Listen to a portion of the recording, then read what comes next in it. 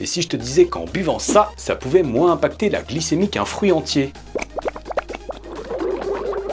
Non, je suis pas en train de péter un câble, donc je vais pas vous induire en erreur. C'est un smoothie fait maison À base de fruits entiers, sans sucre ajouté. et avec ça tu profites des fibres du fruit. Et les vitamines sont pas oxydées si tu le consommes de suite. Ça a rien à voir avec les jus de fruits ou extracteurs de jus. Allez, commençons par illustrer ça avec une première étude dans laquelle ont été comparées l'ingestion de fruits de façon classique en comparaison à des fruits mixés au blender. Et on ne parle pas d'extracteur de jus. Ici, on utilise une pomme gala et des mûres à quantité égale entre les deux tests. Étrangement, le smoothie aux fruits a permis un pic de glycémie moins important, comme on le voit sur la courbe en pointillé, en comparaison à la consommation de fruits entiers sur la courbe continue. Mais comment c'est possible? La réponse suggérée est que le broyage des graines dans les mûres libérerait des fibres et polyphénols supplémentaires qui ne seraient pas libérés lors de la mastication ou les processus digestifs normaux lorsque les fruits sont consommés entiers. Ces résultats ne doivent pas être extrapolés aux smoothies du commerce qui utilisent généralement du jus de pomme, des sorbets, de la crème glacée, plutôt que de l'eau pour compléter comme le liquide utilisé ici. Passons à une autre étude. Un protocole A,